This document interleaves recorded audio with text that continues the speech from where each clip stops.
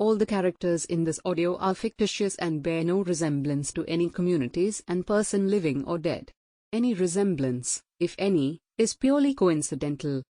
Statutory warning: smoking and drinking is injurious for health. Abusive stories never promote these products. You are listening Pino the Evil Doll episode 6 Give Up. Amusive stories पेश करता है Pino the evil doll written by Vishwas Soni. पिछली कहानी में आपने देखा कि प्रथम को जब पुणे में घर की ज़रूरत होती है तब वो किसी विनोद से मिलता है जो कि एक रियल एस्टेट में काम करता होता है। विनोद प्रथम को घर के 20,000 रुपये मासिक किराया बताता है। घर का इतना किराया देख के श्रद्धा को अपने फ्यूचर की टेंशन होने लगती है। जब प्रथम की बेटी चिंकी जाग जाती है तो वो पहला सवाल अपने पापा से यही करती है कि उसके दादा दादी कहाँ हैं और उसको स्कूल कब भेजेंगे। जब प्रथम उसके सवाल सुनता है तो मन ही मन घबरा जाता है कि कहीं वो अपनी जिद की वजह से चिंकी का फ्यूचर खराब ना कर दे। अगले दिन प्रथम बैंक वालों से लोन के लिए जाता है, लेकिन बैंक वाले उसे इसी शर्त पर लोन देने के लिए हाँ करते हैं कि अगर उसकी बाबा उसकी गारंटी ले तो, और दूसरा तरीका उसे ये बताते हैं कि अगर वो उन्हें बिजनेस प्लान अच्छे से समझाए तो बैंक वाले उसकी बिजनेस में पैसा इन्वेस्ट कर सकते हैं। अगले दिन जब प्रथम घर पे लौट रहा होता है तो उसे वीटीएम सॉल्यूशन का बोर्ड नज़र आता है, जहां वहां के ओनर अंगद उसे 1 महीने में मोबाइल एप्लीकेशन बनाने का वादा करते हैं और वो भी सिर्फ 50,000 रुपये में। प्रथम अंदर ही अंदर बहुत खुश हो रहा था कि उसे अपने बिजनेस को शुरुआत करने की कोई उम्मीद नज़र आ रही है और वो श्रद्धा को ये खुशखबरी देता है तो श्रद्धा भी अपने पति की खुशी में खुश हो जाती हैं। अब देखिए आगे।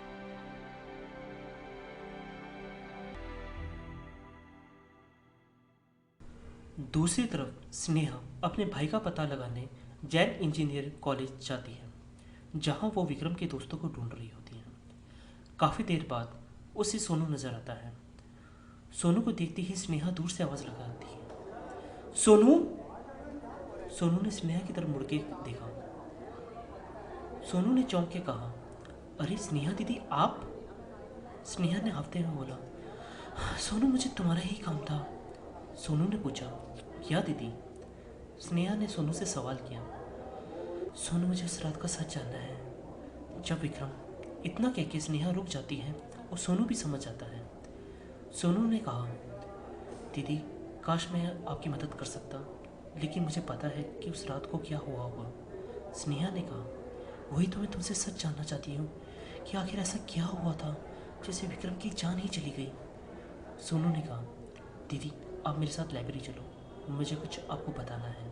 स्नेहा ने सोनू से कहा, ठीक है। फिर सोनू स्नेहा को लाइब्रेरी लेकर गया। वहाँ सोनू ने कंप्यूटर ऑन किया और स्नेहा को बैठने के लिए कहा, आप बैठिए दीदी। सोनू के बैठने के बोलने पर स्नेहा अपना पीठ संभालते हुए चेयर पर बैठ जाती है।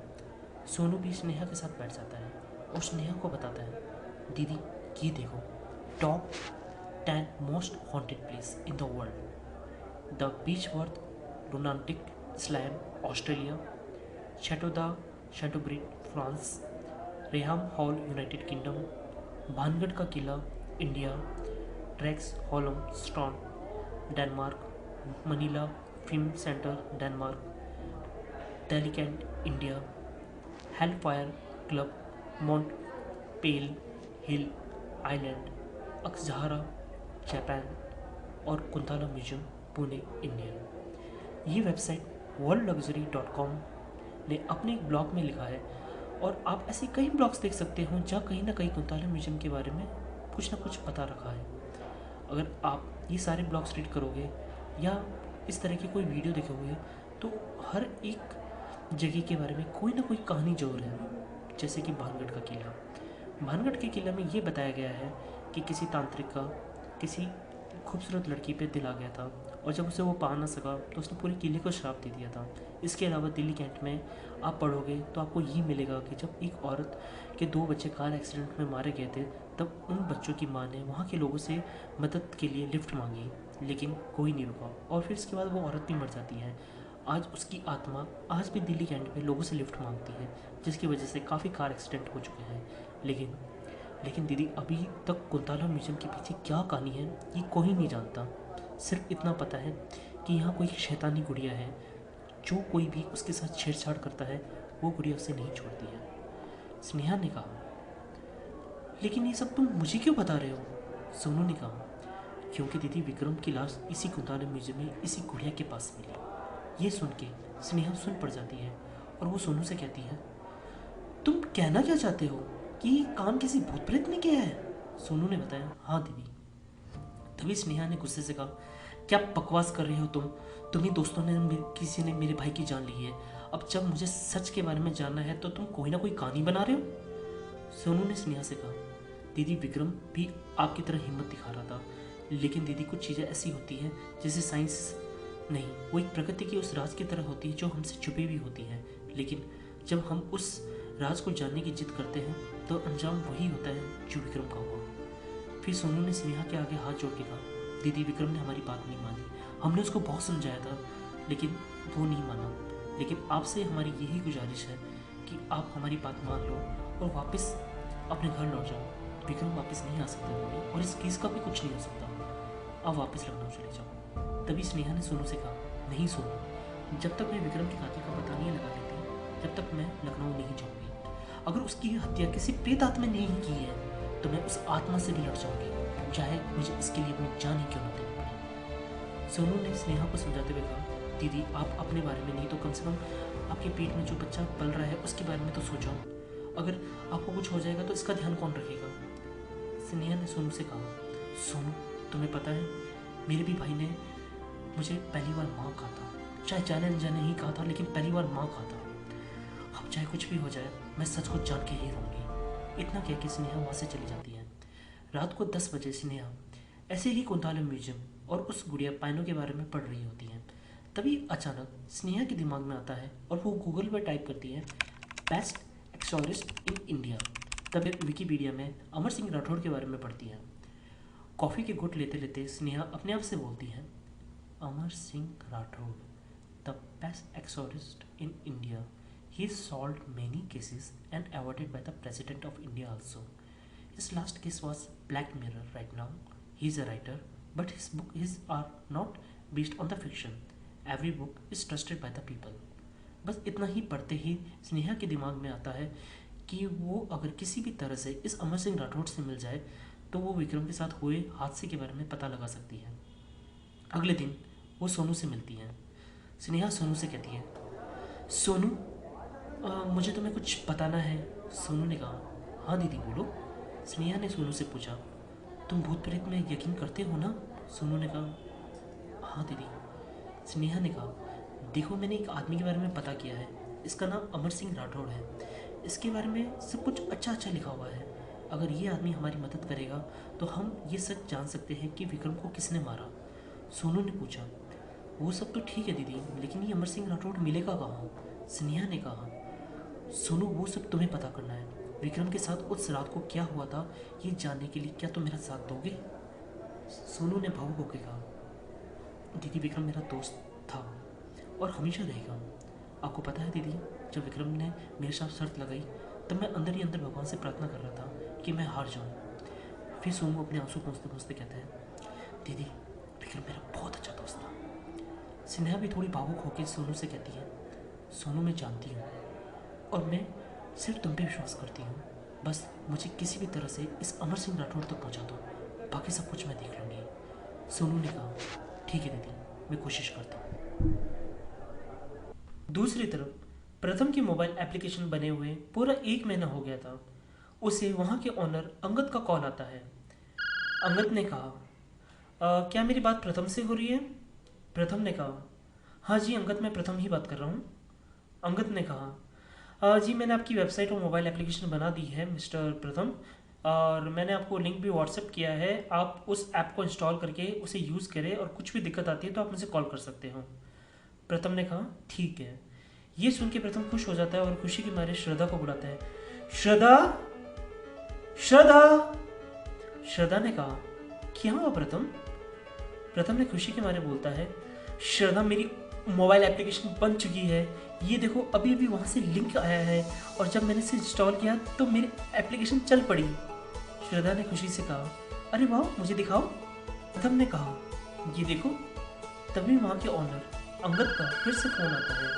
तब प्रथम अंगद का फ़ोन उठाता है। अंगद ने कहा, हाँ जी प्रथम, कैसी लगी आपको मोबाइल एप्लीकेशन, पसंद आई? प्रथम ने खुश होकर कहा, जी अंगद, बहुत अच्छी है, thank you so much Angad. Angad ने कहा, ठीक है, मैं इसे गूगल प्ले स्टोर पर अपलोड कर देता हूँ, बस आप मुझे ऑफिस आके कंफर्मेशन पर साइन कर दो और मुझे बस मेरी पेमेंट कर दीजिए। प्रथम ने कहा, जी अंगद, मैं अभी आता हूँ। उसके बाद प्रथम तैयार होकर अंगद के ऑफिस जाता है। उस समय प्रथम की खुशी का कोई ठिकाना नहीं होता है। वो इतना खुश हो रहा होता है जैसे दुनिया की सारी खुशियाँ उसे एक दिन में ही मिल गई। प्रथम अंगद से मिलता है। अंगद प्रथम से कहता है, आइए प्रथम, और कैसी लगी आपकी मोबाइल एप्लीकेशन? प्रथम ने कहा, बहुत अच्छी लगी अंगद। अंगद ने कहा, बस आप मुझे पेमेंट कर दीजिए और एक बार बस इस एग्रीमेंट को पढ़ के साइन कर दीजिए। प्रथम ने कहा, क्या है इस एग्रीमेंट में? अंगद ने कहा, बस इतना ही है कि हमारी कंपनी ने आपकी मोबाइल एप्लीकेशन बना ली है और आपको ये एप्लीकेशन सही लगी है और आप इसका पेमेंट कर रहे हो और साथ में 1 साल की एएमसी भी ले रहे हो। प्रथम ने एग्रीमेंट पढ़ के साइन कर देता है। अंगद ने कहा, प्रथम, क्या आप मुझे कैश दे सकते हो? प्रथम ने कहा, क्या मैं आपके बैंक अकाउंट में ट्रांसफ़र नहीं कर सकता? अंगद ने कहा, नहीं, एक्चुअली मुझे किसी पार्टी को कैश देना है, इसलिए सोचा आपसे कैश ले लूँ ताकि मुझे पार्टी को देने में आसानी होगी। प्रथम ने कहा, ठीक है। ऐसा बोल के प्रथम पास वाले बैंक से 50,000 विड्रॉ करवा के अंगद को 50,000 कैश दे देता है। अंगद ने कहा, thank you sir, thank you so much. प्रथम बहुत खुश था और उसने सोचा आज मैं एक अच्छी सी प्रेजेंटेशन बना के कल बैंक वालों को प्रेजेंट कर दूंगा ताकि वो मुझे लोन दे दें। प्रथम रात भर प्रेजेंटेशन की तैयारी कर रहा होता है और रात भर बैठ के काम कर रहा होता है। श्रद्धा कभी उसके लिए कॉफ़ी तो कभी चाय बना बना के उसे दे रही थी। तभी प्रथम श्रद्धा से कहता है, देखना श्रद्धा, एक बार मुझे बैंक की लोन दे देती ना तो अपनी सारी परेशानी दूर हो जाएगी। श्रद्धा ने प्रथम से कहा, प्रथम, पता नहीं मुझे क्यों एक अनजाना सा खौफ खा जा रहा है। प्रथम ने कहा, अनजाना खौफ? कैसा खौफ? श्रद्धा ने कहा, पता नहीं प्रथम, जब रुकी हुई खुशी एकदम से मिलने लगती है ना तब किस्मत पर यकीन नहीं होता। प्रथम ने श्रद्धा को समझाते हुए कहा, तुम बेमतलब परेशान हो रही हो, क्या तुम्हें मेरी बातों पर विश्वास नहीं है? क्या तुम्हें मेरे पर भरोसा नहीं है श्रद्धा? श्रद्धा ने कहा, तुम्ही पे तो है। प्रथम ने कहा, तो बस तुम चिंता मत करो, सब ठीक हो जाएगा। बस यही दुआ करो कि बैंक वालों को मेरा प्रेजेंटेशन पसंद आ जाए और वो मेरा प्रेजेंटेशन को एक्सेप्ट कर लें। श्रद्धा ने कहा, मैं तो बस भगवान से यही दुआ करती हूँ प्रथम कि तुम ज़िंदगी भर आगे बढ़ते रहो। प्रथम ने कहा, तो श्रद्धा बस भगवान पर ही छोड़ दो, अब जाके सो जाओ और थोड़ी देर मुझे और लगेगी, फिर मैं काम करके सो जाऊँगा। श्रद्धा ने कहा, ठीक है, जल्दी सो जाना, इतना लेट नाइट काम करना ठीक नहीं है। प्रथम ने कहा, ओके मैडम, क्या अब मैं काम कर सकता हूँ? श्रद्धा ने हंस के कहा, ओके, गुड नाइट। प्रथम ने कहा, गुड नाइट। इतना कहकर श्रद्धा सोने चली जाती है और प्रथम पूरी रात काम करता रहता है। अगले दिन प्रथम बैंक वालों को अपना प्रेजेंटेशन दिखाने के लिए जा रहा होता है। तभी श्रद्धा आके प्रथम से कहती है, ये लो दही शक्कर खा लो। प्रथम ने कहा, थैंक यू श्रद्धा। श्रद्धा ने कहा, बस भगवान करे तुम्हारी हर मनोकामना पूरी हो। प्रथम ने कहा, वैसे बात हो श्रद्धा? श्रद्धा ने कहा, हाँ बोलो ना। प्रथम ने कहा, क्या तुम मेरा साथ ऐसे ही देती रहोगी जैसे हमेशा देती आ रही हो? श्रद्धा ने कहा, प्रथम, मैं तुम्हारा साथ नहीं हूँ, मैं तुम्हारी परछाई हूँ जो तुम्हारा साथ कभी नहीं छोड़ेगी। प्रथम ने कहा, तुम्हें पता है श्रद्धा, जब बाबा ने मुझे घर से निकाल दिया था ना, तब तुम ही थी, सिर्फ तुम ही थी जिसने मुझे सहारा दिया। मैं जानता हूँ श्रद्धा कि तुम्हें मेरे बिजनेस करना बिल्कुल पसंद नहीं है, लेकिन फिर भी तुम मुझ पर विश्वास करती हो, ये मेरे लिए बहुत बड़ी बात है। दुनिया में ऐसे खुशनसीब बहुत कम पति होते हैं जिसे तुम्हारी जैसी बीवी मिलती है। श्रद्धा प्रथम की बातें सुन के खामोश रहती है, अपनी आंखें बंद करके और हल्के से अपने चेहरे को हिलाती है और फिर अपनी हल्की सी आवाज़ में प्रथम से बोलती है, आई लव यू प्रथम। प्रथम श्रद्धा की बात का जवाब देते हुए कहता है, आई लव यू टू श्रद्धा। प्रथम श्रद्धा को गले लगा के बैंक के लिए निकल जाता है। जब प्रथम बैंक पहुंचता है तब प्रथम वहाँ के मैनेजर आदर्श से मिलता है। प्रथम ने कहा, सर हमारी आज मीटिंग थी। आदर्श ने पूछा, हाँ मिस्टर प्रथम, क्या आप अपनी प्रेजेंटेशन लेकर आए हो? प्रथम ने कहा, हाँ जी सर। आदर्श ने कहा, जी आप मीटिंग कॉन्फ्रेंस में चलिए, मैं आता हूँ। प्रथम ने कहा, ठीक है। प्रथम मीटिंग रूम में सबका इंतज़ार कर ही रहा होता है, तभी वहाँ दो लोग आते हैं। एक होता है बिजनेस हेड अशोक बजाज और दूसरा होता है वाइस प्रेसिडेंट रोनित ओबराय। आदर्श अशोक बजाज और रोनित ओबराय से कहता है, सर ये प्रथम गुप्ते हैं, और प्रथम ये अशोक बजाज यहाँ के बिजनेस हेड, और ये है रोनित ओबराय यहाँ के वाइस प्रेसिडेंट। प्रथम उनसे हाथ मिलाता है। तब आदर्श अशोक बजाज और रोनित ओबराय से कहता है, सर ये अपना बिजनेस का आइडिया लेकर आए हैं और इन्हें हमारी बैंक से 10 लाख का लोन चाहिए ताकि अपने बिजनेस को आगे बढ़ा सके। तब बिजनेस हेड अशोक बजाज प्रथम से कहता है, ओके मिस्टर प्रथम, आप कैसा बिजनेस स्टार्ट करना चाहते हो? तब प्रथम उन तीनों से कहता है, रिस्पेक्टेड सर, मुझे बहुत खुशी है कि आप सब ने अपना कीमती समय निकाल के मुझे ये अपॉर्चुनिटी दी है कि मैं आप सबके सामने अपना बिजनेस का आइडिया को प्रेजेंट कर सकूं। सर, जैसा कि आप सब जानते हो कि आज स्मार्टफोन एक नंबर 1 डिवाइस बनते जा रहा है और इस डिवाइस के साथ गूगल प्ले स्टोर भी जुड़ गया है। तो मैंने एक ऐसी एप्लीकेशन बनाने की सोची है जो ऑनलाइन फूड डिलीवरी कर सके। जैसे कि मेरी एप्लीकेशन, उसमें पुणे की सारी रेस्टोरेंट लिस्ट होगी। अब जैसे कि हम यहाँ बैठे हैं और हम कुछ खाने के लिए मंगवाना चाहते हैं, तो हमारे पास जो सबसे नज़दीक रेस्टोरेंट है उसके पास हमारी रिक्वेस्ट चली जाएगी और हमारा एक आदमी जो कि डिलीवरी बॉय होगा वहाँ से खाना पिकअप करके आप तक पहुँचा देगा। तभी रोनित ओबराय जो कि वाइस प्रेसिडेंट होता है वो प्रथम से सवाल करता है, इससे तुम्हें क्या फ़ायदा होगा प्रथम? प्रथम रोनित ओबराय को जवाब देते हुए कहता है, सर हम मिडल मैन की तरह काम करेंगे। जैसे कि यहाँ तो रेस्टोरेंट हमें मंथली पैसा देगी या हर फूड पे कमीशन। तभी रोनित ओबराय और अशोक बजाज एक दूसरे की तरफ देखने लगते हैं और रोनित ओबराय अशोक बजाज से कहता है, क्या करें, लोन अप्रूव कर दें? तभी अशोक बजाज कहता है, क्या मिस्टर प्रथम आप अपनी वेबसाइट और मोबाइल एप्लीकेशन हमें दिखा सकते हैं? प्रथम ने अशोक बजाज से कहता है, श्योर सर, और अपने लैपटॉप से अपनी वेबसाइट ऑन करता है। लेकिन वेबसाइट ओपन ही नहीं होती। जब वो अपनी वेबसाइट पे fastfood.com डालता है तब उस पर लिखा हुआ आता है, website is not working, HTTP 500 error, either check your internet or call to your service provider. ये देख के प्रथम के पैरों के नीचे से ज़मीन खिसक जाती है और वो अपने आप से बोलता है, ये क्या हुआ, ये वेबसाइट क्यों नहीं चल रही? तभी अशोक बजाज प्रथम से बोलता है, एनी प्रॉब्लम मिस्टर प्रथम? प्रथम अशोक बजाज से कहता है, nothing sir, only 1 minute. Ashok Bajaj प्रथम से कहता है, ओके। प्रथम बार बार वेबसाइट को रिफ्रेश करता है और एक बार लैपटॉप को बंद करके भी चालू करता है, लेकिन वेबसाइट में वही सेम एरर दिखा रहा होता है। प्रथम अपने आप से ही बोलता है, ये कैसे हो सकता है? कल तो वेबसाइट अच्छे से चल रही थी, अभी अचानक से बंद कैसे हो गई? और दूसरी तरफ अपने मोबाइल एप्लीकेशन ऑन करके देखता है तो वो भी नहीं चल रही होती है। प्रथम एक बार फिर अपने आप से बोलता है, ये हो क्या रहा है, वेबसाइट क्यों नहीं चल रही? अशोक बजाज प्रथम से बोलता है, क्या हुआ मिस्टर प्रथम, इतना किस बात का समय लग रहा है? तब प्रथम अशोक बजाज से कहता है, सर पता नहीं, शायद वेबसाइट में कुछ सर्वर एरर आ गया है। तभी रोनित ओबराय प्रथम से गुस्से में कहता है, इट इज जॉब मिस्टर प्रथम, आप अपना प्रेजेंटेशन देने और आपकी वेबसाइट ही नहीं चल रही। तभी प्रथम कुछ बोलने लगता है तो अशोक बजाज प्रथम से कहता है, अगर आप यही सर्विस अपने कस्टमर को देंगे तो कस्टमर का तो एप्लीकेशन पर से विश्वास ही उठ जाएगा। तभी रोनित ओबराय कहता है, ऐसे तो हम लोन अप्रूव नहीं कर सकते, सॉरी। इतना कह के रोनित ओबराय उठ के चला जाता है और फिर अशोक बजाज आदर्श को डांट के कहता है, you waste our time mister Adarsh, अगली बार किसी को लेकर आओ तो पूरी प्रिपरेशन किया करो। तभी आदर्श प्रथम के पास आता है और उससे कहता है, ये सब क्या था प्रथम, आप क्या चाहते हो कि मेरी नौकरी चली जाए? तभी प्रथम आदर्श से कहता है, नहीं बात तो सुनो आदर्श, ये वेबसाइट में कुछ इंटरनल प्रॉब्लम होगी, शायद इसलिए ये वेबसाइट नहीं चल रही होगी। आदर्श प्रथम पर नाराज़ होकर कहता है, वो सब मैं कुछ नहीं जानता प्रथम, हम किसी को भी ऐसे लोन नहीं देते हैं। अगर आपका सर्वर ही वीक है तो आप कस्टमर को क्या सर्विस दोगे? कस्टमर का तो आपकी कंपनी पर से विश्वास ही उठ जाएगा। डू यू नो मिस्टर, एक यूएसए की बहुत बड़ी ई कॉमर्स कंपनी थी जो कि 1 सेकंड के लिए उसका सर्वर डाउन हो गया था, तो उससे काफ़ी बड़ा नुकसान हुआ था।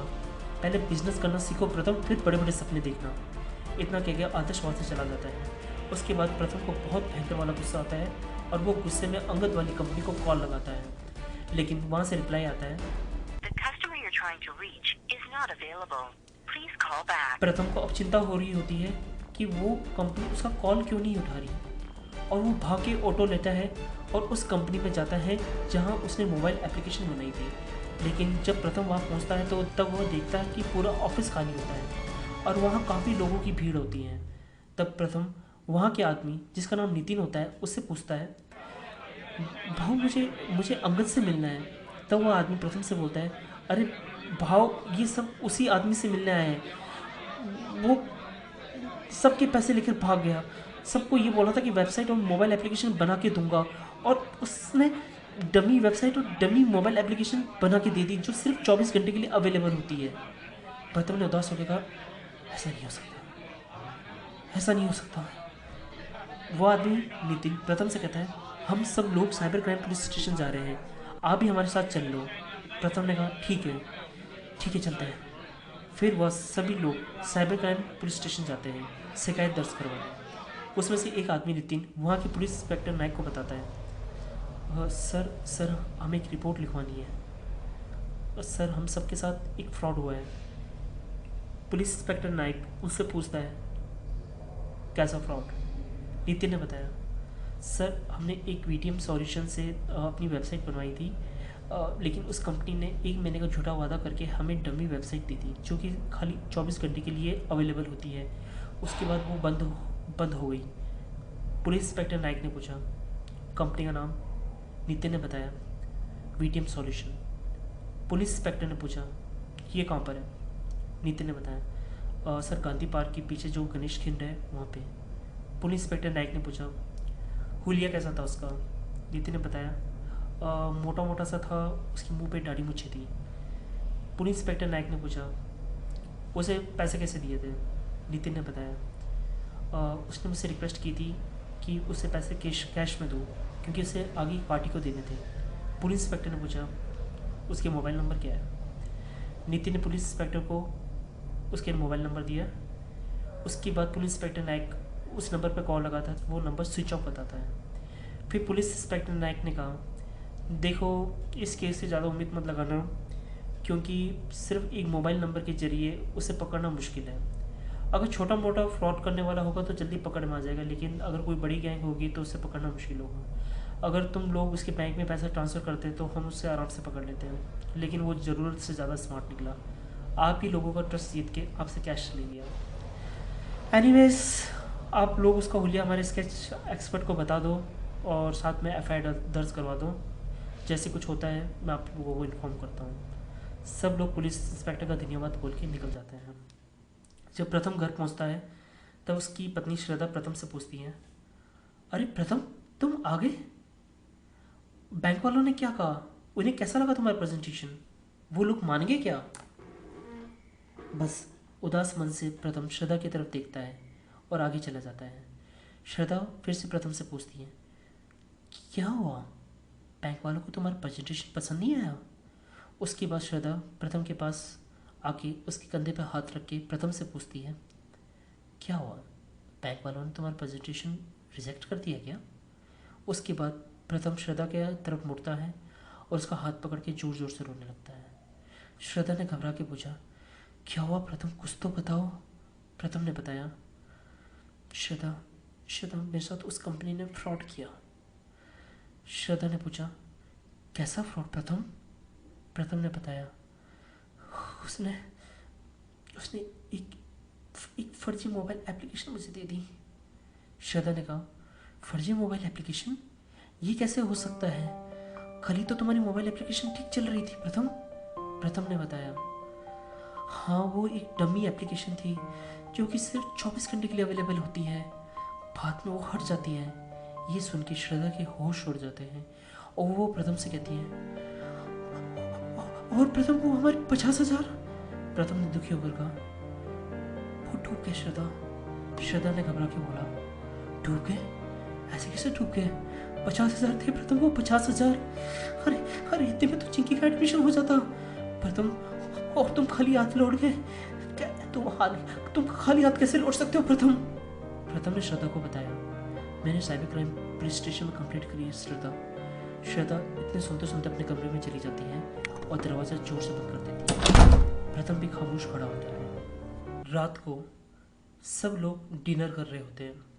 तब चिंकी प्रथम से पूछती है, पापा पापा दादा दादी हम लोगों से मिलने कब आएंगे?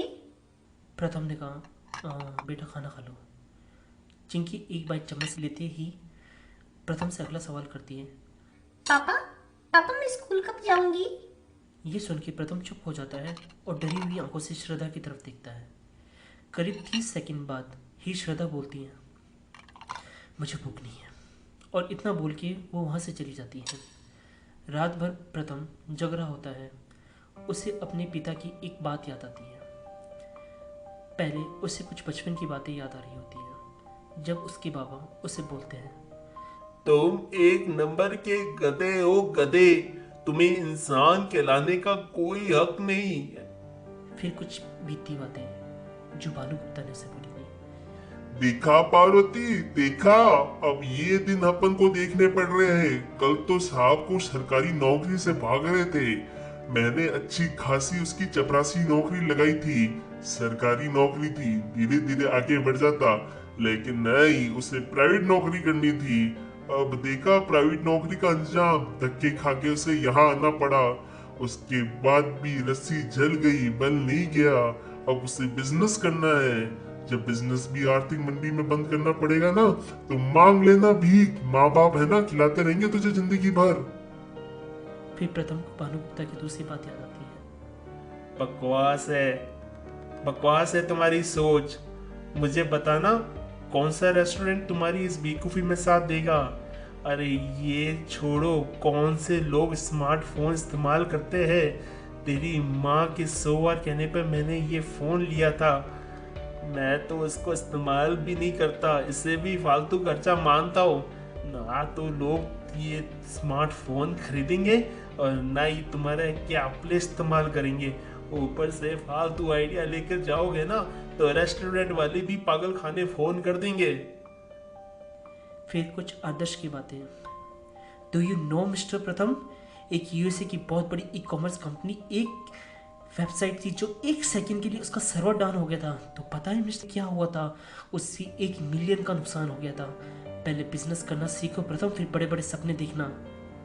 अपनी आंखों में आंसू और हार प्रथम को नजर आ रहे होते हैं और उसे ऐसा लगता है कि अब कोई उम्मीद ही नहीं है। तभी श्रद्धा पीछे से आती है और प्रथम से कहती है, क्या हो प्रथम, क्या सोच रही हो? प्रथम ने कहा, कुछ नहीं श्रद्धा, बस खुद को बहुत ज़्यादा हारा हुआ इंसान मान रहा हूँ। तुम्हें पता है, एक दिन की बात है, जब मेरी क्लास का एक लेक्चर चल रहा था, जब मैं यही कोई 13 साल का था, जब मेरे कोई सर थे, मुझे हम सबको पोइम पढ़ा रहे थे। जब मुझे उस कविता का अर्थ समझाने के लिए कहा, तो मैंने उल्टा सीधा बोलना शुरू कर दिया था। तब मेरी क्लास के सारे बच्चे हंसे। तब मेरी टीचर ने उन्हें चुप करवा के किसी दूसरे बच्चे को खड़ा किया और उसे कविता का अर्थ समझाने के लिए बोला।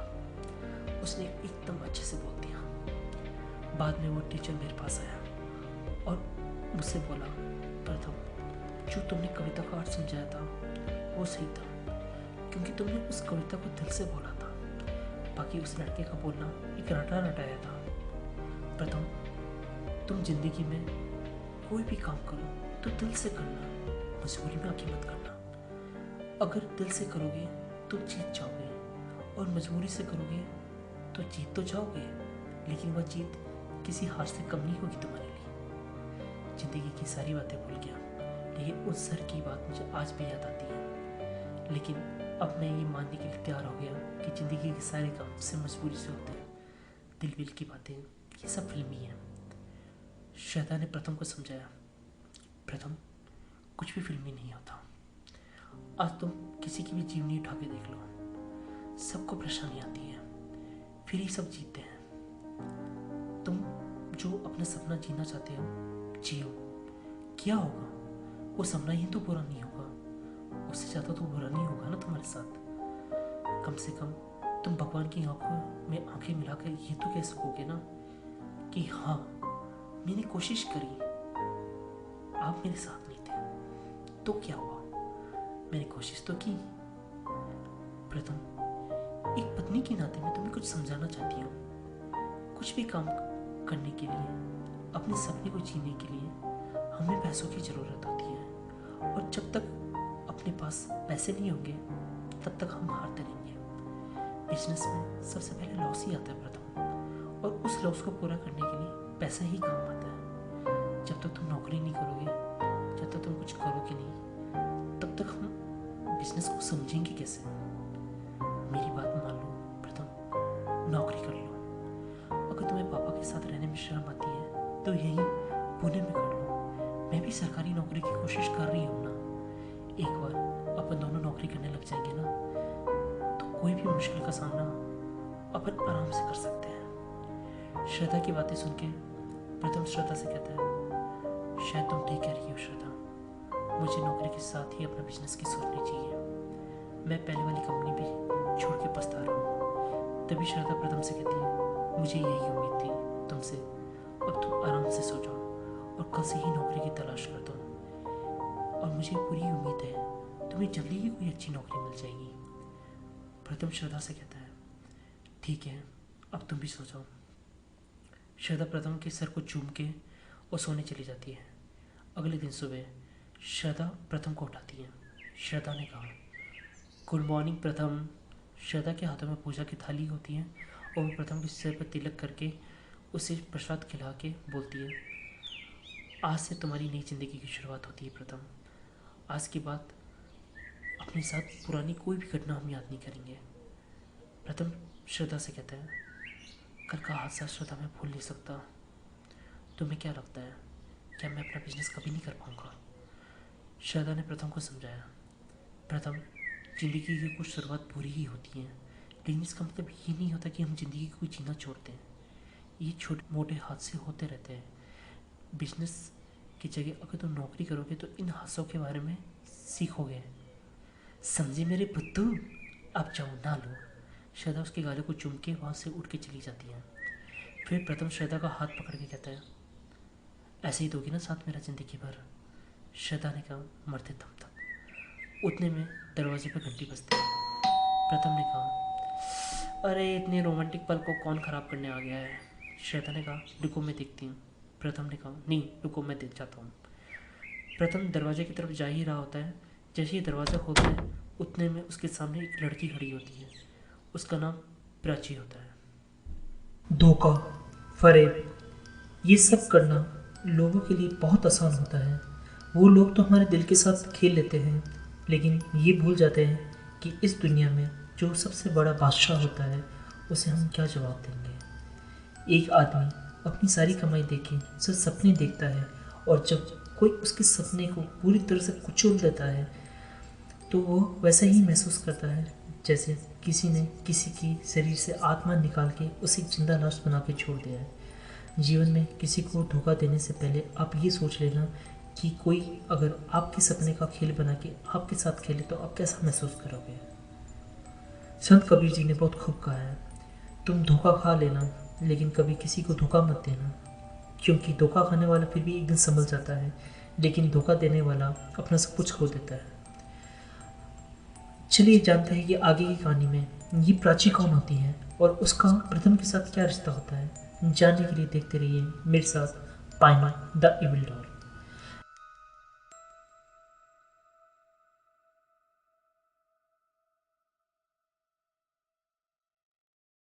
आप सुन रहे थे पीनो द इविल डॉल विश्वास सोनी की आवाज में।